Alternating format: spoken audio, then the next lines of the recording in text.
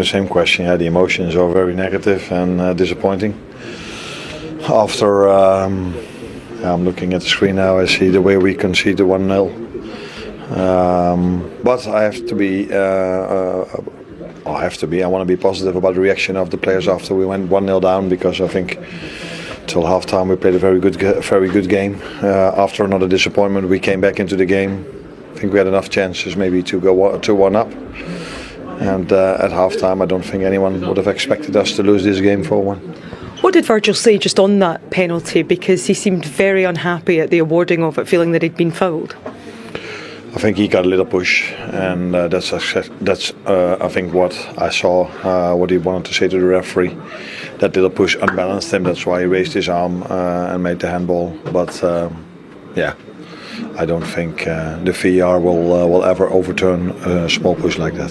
Like you said, that the reaction to that and then managing to get yourself level, did you feel at that point that you had the capabilities and even the chances thereafter to go on and turn this game around? Yeah, we did till half-time. And then after half-time, we conceded quite early the 2-1. Where I think after us conceding the 2-1, we still had a few good chances to go 2-2. But then 10-15 minutes before the end, I think, conceded another goal, and hard to take. Mm-hmm.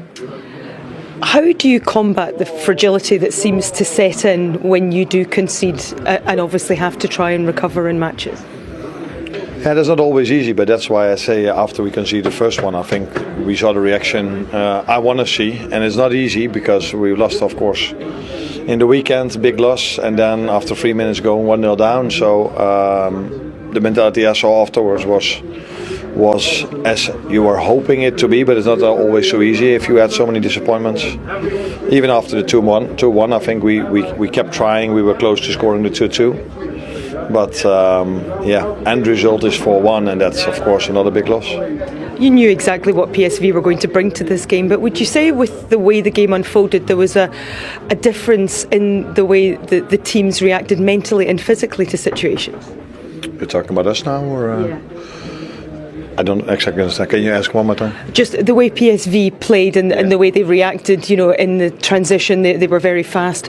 But do you think there was a difference between the way Liverpool players reacted in the transition? I liked the way we reacted in transition in the first half a lot. I think almost every time we won the ball back, we could keep them on their half almost all the time. And there were parts of the second half that we weren't able to, especially the start of the second half. It felt, I constantly felt, what's wrong with Hugo? It felt as if he couldn't move as he did the first half. So that's why our press was, I think, also a little bit off. And he just told me that, in the first 5 to 10 minutes of the first half, he already felt his back too much. That's also why he had to go out. But not that it's only about him, but we couldn't bring the same, in the first 5 to 10 minutes, the same power in our pressing as we did in the first 45. It's another game conceding, 3 goals or more now, the third one in a row. I know we spoke yesterday and you said, you were trying to find solutions. Where do you go from here now ahead of another huge game at the weekend? The only way to go is to go through now. And what I mean with that is, we just have to face where we are in and fight really hard. And would be nice if we don't every time get this knock of a goal we concede, because it's not only conceding a goal, it's also the feeling, I think, at least the feeling I have, and I think the players will probably have the same in our fans as well, that after 45 minutes you don't expect to be 1-1, you expect to be up, and instead of being up 5 minutes after half time, again we concede, or 10 minutes, I don't know exactly, but that's hard. But like I said, the reaction of the players, especially in the first half and after the 2-1, was the reaction you expect from a Liverpool player. But I said it many times now, end result is 4-1.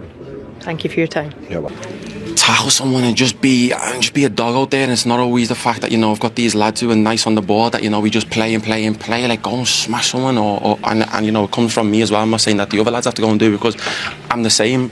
I'm in the exact same boat that, that the lads are looking at me as well. Say, go on then, smash one. So, it's got to be on me and the rest of the lads to change this around, to not be so nice where teams are coming here thinking, oh, we're going to win here, we're going to score 2, 3, 4 goals. No, you come in here, and this used to be, it used to be a place that you hated to come, with the fans, with us, and how we played, and how we go and press, and we're just absolute dogs, and then we have the ball, and then we play, whereas now, we hardly even play. There's times when we do play, but off the ball stuff, I think that's the stuff that has to change. Thank you. Arne Slot looking very dejected, as you'd expect, but he did feel, as you guys did, that they played well in the first half, certainly after the first 5 minutes conceding that first goal. How do you then explain what happened in the second half when it felt like the momentum was with them to go on and win the game? I think it's very difficult to explain, because the capitulation in the second half was so noticeable. It was as if they just, once the second goal went in, they just couldn't recover. They couldn't get back in shape, and they looked more and more open. You see, Perisic had a shot just after the second goal where he volleys it into the ground. It could have been worse earlier. So they need to have this mentality that when they are struggling a little bit, that they get back, they get into a shape, and for the first 10-15 minutes they're difficult to play through. I thought they were very easy to play through today. I thought they were slow from the goalkeeper out. I thought they allowed PSV to close them down at times instead of going longer a couple of times. I just thought they made it a lot easier for them. Sometimes you have to go against your principles and turn the opposition round and get further up the field. But I just thought they were too open at times in the second half, and they started gambling far earlier than they probably should have. The Frankfurt game is the only game where they've gone behind and actually gone on to win it this season. Why do you think that resilience isn't there, or the ability to kind of respond to setbacks in games? I think confidence is an issue at the moment. They had a real big moment, 2-1 down with the Gakpo header. And I think if you score that at the Kop end, changes confidence, belief, momentum within the game. Favour at the moment. And then when they're giving balls away or in transition, because they're gambling and taking a lot of risk with personnel and putting bodies ahead of the ball, and no one had envisaged, Stephen. Everybody, good to have you with us. It was, of course, a good night for our two Arsenal fans here at the desk. Not such a good night for the third man at the table. Good, Micah, yeah. Liverpool fan Jamie had a rough night. It's been overall kind of a disastrous run for Liverpool, right? This looked like a game coming into it that could potentially give them some respite. Hasn't gone that way at all, Jamie. No, I mean, I just felt PSV at home. It's the type of team, we were always in the Champions League. I used to play against them, obviously, numerous times. It was almost like a gimme. You beat PSV at home 2-0 in the Champions League. You don't have to break sweat, and you go on from there. So to lose to Nottingham Forest a few days ago and to lose to PSV now, it's not just losing, it's the manner of the defeat as well. Didn't look like scoring either. It's just, it's pretty bad. Are we going to go to the goals here? Or am I talking about Liverpool?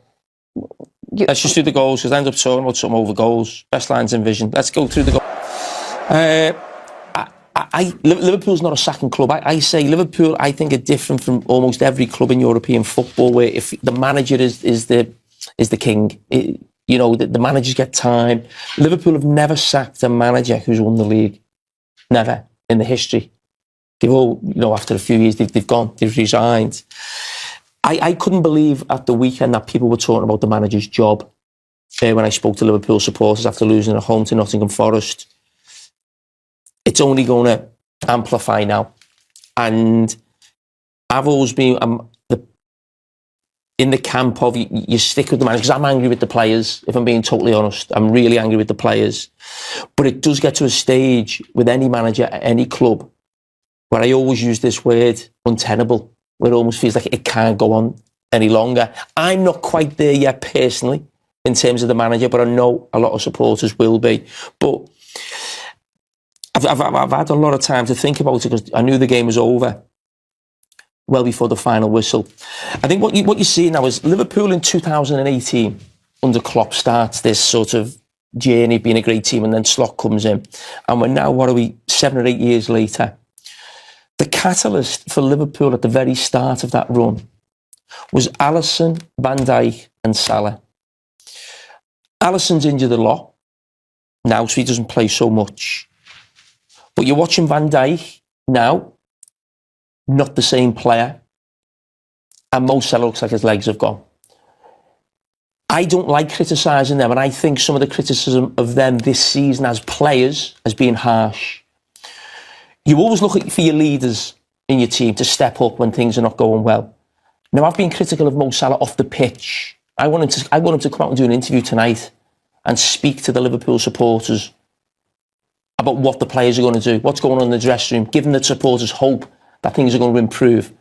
But I don't like criticising on the pitch because they're absolutely legendary what they've done, and the legs have just gone, especially with Salah. Van Dijk now can't help other players. He needs help himself. And that just means that he's a normal centre-back, like I was at one stage. So maybe he's not superhuman right now. But they've been that good for the football club. I look at some of the others. Step up. Can you only play well when they play well? Or they carry you? Their seasons last season were off the scale, and everybody else enjoyed that win in the league, and they're all league champions. They've got it on the CV, and great. But when they're not there, where are they? Where are the others? Where are the other players? So that's why I get angry about talk about the manager. But it's inevitable, and something could happen.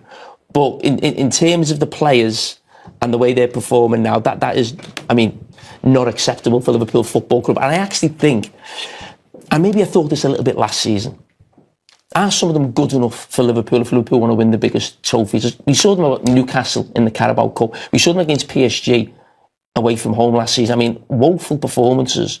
And they've been carried by some of the greatest players the club have ever had. This is maybe a snapshot of the future of Liverpool when Mo Salah moves on, Virgil van Dijk moves on, and Alisson moves on. As far as we know, Mohamed Salah hasn't yet spoken tonight after the game, but Curtis Jones has. So it'll be interesting to hear what he has to say. Let's listen in. It starts with just wanting to be a man out there and just wanting to... Do you want to react to that? Do you want to talk about a different... Well, Curtis Jones is a young... Not young anymore, actually. You know, he's a local player and he's passionate. He's obviously hating right now, and he's given an interview that will probably go everywhere. I'd love to have seen Mo Salah speaking there rather than Curtis Jones coming out. But when he's saying we need to put a tackle, we need to go to the ball, who's stopping you? The only thing in football someone can't stop you doing is running. It might not happen with the ball, or the ability, or the quality, or people have lost confidence. No one can stop you tackling, running, and pressing. So when he's saying why we're not doing, well, why aren't they then? Just do it. Don't tell us you're not doing it, or say you're going to do it in the next thing. Just do it. The Canate mistake, would they, for the third? You know, at 2-1, they're still in the game, they're making chances, they're attacking. PSV are holding on and hoping for the counter-attack. And then you're almost given the goal, aren't you? The Canate mistake was a huge mistake to go 3, and the air was just sucked out of Anfield when the third one went in. It was almost as if, right, that's it, it's gone. People got up and were leaving, they'd seen enough. And I think that just exacerbated then the players start gambling even more. The clock starts ticking, you can see the clock in the corner, and then they're piling forwards, and then they leave themselves really open at the back. I've seen that in the past. You don't like them conceding 4, but I know why they conceded the 4th. It was the goal 2 and 3 which affected the game really, it's really. The desperation to try and yeah. make amends for the result, but the damage was already done. Yeah. When we were here before the about Arne Slot's position was nonsense at that point. But do you think now, as this run is continuing, his position should come under some serious scrutiny now? Well, that's the world we live in. That's football in the modern day. I've been in that position myself, and you understand if you are not getting the results required from the demand at whatever club you're at, there's going to be serious questions asked. There's going to be stewards' inquiry in different areas. That comes with the territory. That's life, especially at the top end. I personally think it's far too early to what he's achieved last year and where he is now at this year. That is a good run of fixtures. You know, again, Liverpool are not playing well enough. I agree with that, Macca, from me and you, because we've lived through it. We've suffered. Yeah, we've suffered, and I've been on both sides, player and management. So it's not me, but it's going to come. Yeah, I understand the question completely, but with those run of fixtures, and Liverpool are still in the Champions League and are still fighting in the Champions League, I think it's far too early to come up with a question like that. So you're saying they would have to go out of the Champions League for that to happen? No, I think they'd have to go out of the Champions League and be wallowing near the bottom of the league. You know, I think the question, you should ask me that question, I said early on before the game. I think they play Arsenal second week of Jan, I think, round about then. That's when the question should be asked. They're halfway through the season to a certain extent. Hopefully, you know, they'll have climbed the table. And I also I think you have to give them time for some of the signings that have been injured constantly since they had. A lot of them have been signings that you expected to come in and lift the team. And if anything, they've detracted from the team because they haven't been available. They look lopsided at times. So I think it's far too early to ask a manager that question when he's achieved so much in such a small space of time. But I do understand in the world we live in that question will be bandied around. Oh, well, I'm sorry. I asked you that question prematurely. Some tough games coming up, though. Liverpool fans will say yes. If you ask plenty of them outside, they'll probably go yes. As well in the Champions League. Taking the heat off Newcastle, aren't you? Two very tough games. Crisis point with Liverpool, Stephen. You said it was more of a rut at the moment, but are we getting closer to that now? It was actually your word. You said rut. You agreed with it, though. But listen, each defeat, especially in the manner of the defeat, you become closer to the crisis. I don't like using that because a crisis to me is a club that needs years to get back to the top. I don't think Liverpool are at that point at all. They've still got magnificent players. This is a squad, or the majority of a squad, that won the league 4 months ago. So I think crisis is too strong. Even when you're on your worst run since 1953? No, that's not good enough. There's no excuses for that at this football club. I think everyone knows that. Yeah. But crisis is a very strong word and disrespectful to some of the players that have delivered for this football club and for the manager that's delivered three months ago. If this was 6 months down the line, a year down the line, and we're further away from that success, then maybe you can use a word like that. But I won't use that word just yet. But you can't deny that this team is struggling massively. They're on a terrible run. Confidence is at an all-time low. And they just keep bleeding. They keep conceding goals. They're wide open. And unless the manager can find answers and stability in the team, it's going to continue. Yeah. Let's look at the goals that they conceded tonight, Maka, because there was a lot of the similar issues that we've seen with individual errors, conceding goals too easily. But it started so badly, didn't it, on the 4th minute? Yes. With a bizarre handball from Virgil van Dijk. Yeah, and as I mentioned at half-time, Virgil is the only man who can tell you what made him put his arm in the air, whether he was getting held, whether he felt he was trying to fob shot off the defender and his arm shot up in the air. So yes, it was a penalty as far as I'm concerned, no problem at all. But actually I had a problem with the 3 goals after that more than that, because Liverpool got themselves back into the game. It's a handball, Perisic sticks it away, fine. It was the 3 after that were really, really disappointing, because Liverpool went in at half-time and were on top in the game, and you just felt they'd come out attacking the Kop, they'd get the winner or they'd get 3.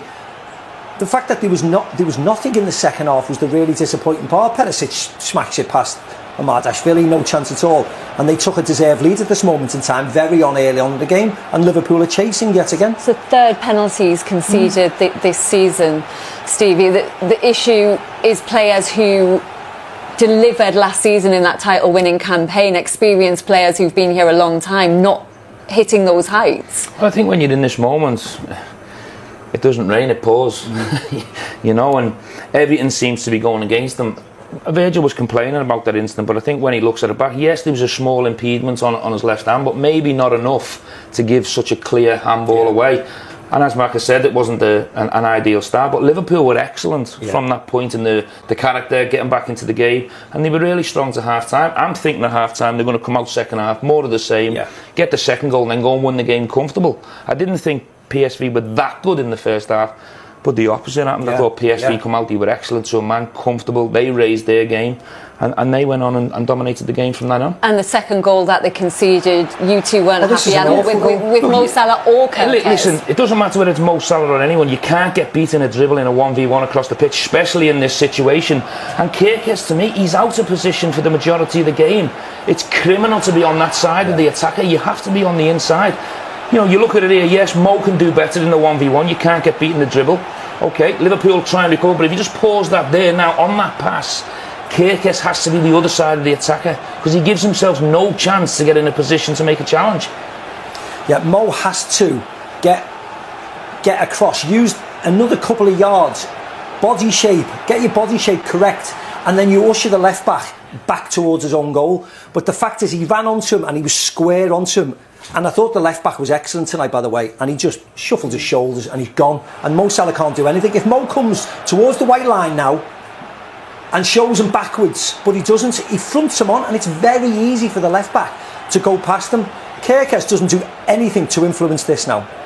He's in position, is he? No, he's not in position. He doesn't stop and play him offside because he can see across the line. He runs with him, but he doesn't even get a tackle in. So what's the point? He might as well have been free. You know, you'd have to influence the ball. You have to influence the passage of play. He can see the guy. He doesn't get goal inside of him. He doesn't play him offside. He just gets close. Close is not good enough. Should Mo Salah still be starting? Well, what's the other option? Yeah. Maybe Chiesa, give him a goal from the start. I think he's been more of an impact player, and I think it's maybe sends the wrong message to everyone that's watching the football club at the moment. They're in a real difficult moment. He's a senior player. He's your vice captain. He's been your talisman. He's been an absolute iconic figure here for some. That doesn't mean he should start every single game, but whoever is managing Liverpool right now would pick Mo Salah, in my opinion. Yeah. Yes, okay, you can take him off the pitch or rest him. But in this moment, Liverpool need all the good players on the pitch to try and find some kind of stability. And also, they've got so many injuries to so many personnel that he probably needs to play. I mean, Rio Ngamo is only young. You wouldn't put him in now when they're struggling. I'm the same as Stephen. If it's Salah or Chiesa, I pick Salah all the time. I think Chiesa is an impact player, I really do. It looks as if, we don't know how Ekitike is, but it looks as if he's got an injury now, whether it's a hamstring injury, but that didn't look good. So actually, Liverpool are down to their bare bones now. The two fullbacks are still out and don't know when they're going to come back. So Konate's not having the best time. He's been dragged off twice very early on. So the manager's got some hard thoughts. And when you looked at the bench tonight, it wasn't the strongest of benches, wasn't it, that you'd go to? So you can't just say, I'd drop him for a mistake. Of course you can't. You can't act like that. You have to act in the bigger interests of the club. Van Dijk made a mistake. You can't just say I would drop him. So the fact that Salah didn't get back to that position, there was still a lot for the left back to do for them to score the goal.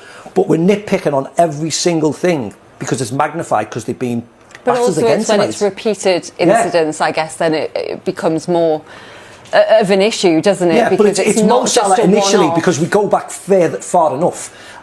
And then it's Kerkez at the end. You know, you want your defender to be in the right position and his body in the right position to stop that wonderful ball from the left back. But we go back to say, well, Mo should have done this, and that will always happen in games. But you expect more from them. It was far too easy to score the goal, and that was, you know, a vitally important goal, wasn't it? The second. Well, you mentioned Konate as well. Let's look at. Well, only because we mentioned it before the game for the Nottingham Forest game.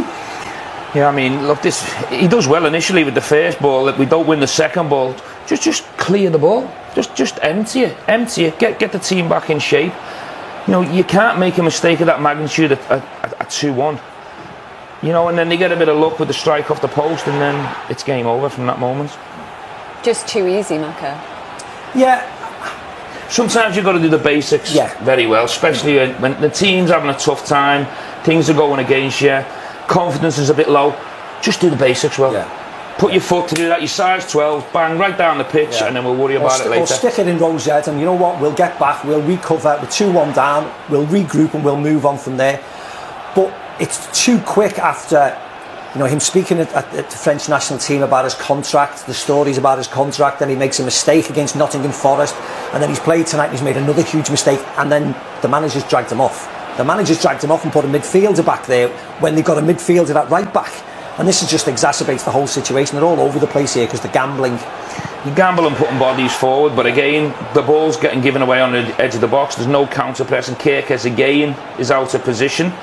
So, you know, the counter attack, Liverpool are wide open, pass down the side of the centre halves. The midfield, who've all gambled, is non-existent, and it's an easy pass into your goal. But that goal's not the problem, because you're risking, you're putting bodies forward. The game's already done. The problem is goal 2 and goal 3, and it's the same thing. Individual mistakes, the art of defending, doing the basics well, winning duels, doing the bit for the team. Liverpool have got big issues in that department. And how big a problem is it now that we look at the situation they're in, that they didn't get that Mark Gay transfer over the line in the summer? As Maka said, you know, these isolated things in conversation and debates will all be magnified. The young kid Leone, who looked a really good player, got a big injury early in the season. You know, has the squad got enough balance to cope with injuries? Or, but of course, you'd love Mark Guéhi there at the moment. He'd walk into that team. All right, guys. Right, let's have a chat about what we saw in the Champions League, and I said so many stories. Arsenal, will come to them in a minute, but what went wrong for Liverpool tonight at Anfield? Liverpool 1, PSV 4. If Forest was bad at the weekend, Michael, was that even worse? Oh, 100%. Without a shadow of a doubt. And I probably didn't give PSV enough respect when you see them 13 games in the domestic league, 34 points. But I still expected Liverpool to turn up tonight and win and show a reaction. 9 defeats in 12 games. I mean, that is disastrous. That is a team that is lacking any self-belief, anything going forward. I look and think, here we go. We got a response after 6 minutes from going behind. Defensive for set pieces, they always look vulnerable. But they responded from the penalty set back. And I thought, here we go, half-time, they get the goal. Very, very confident in wide areas. Pretty much what I saw at the weekend against Nottingham Forest. But then second half, I expected them to come out and hit the ground running. How wrong was I? There was only one team out there in the second half. And when they got the noses in front, PSV, they were absolutely dominant. And the goal probably summed it up. Junior goes past Salah as if he's not there. I mean, it's on the halfway line, so you think, all right, he's an attacking player, you don't have to defend. Trust me, when you're in the rut that they're in at this moment in time, you defend, you scrap, you fight, you kick the ball out of play, you do whatever you want to do to try and get a result, and they didn't show that. And the ball from from Junior that gets inside for Gus Till, Kirke switches off, he gets inside and he puts the ball in the back of the net. And from that moment, then you think, can they respond? And Liverpool just haven't got that fight at the moment, they haven't got the belief individually and collectively. And then the mistake from Kanate and he gets taken off. And I just look round and I think Arne Slot has to make changes now. He has to bring Robertson in, he has to bring Joe Gomez in, because these players, we touched on it before, all of us, about confidence, and they are low. This is a real challenging time for Arne Slot.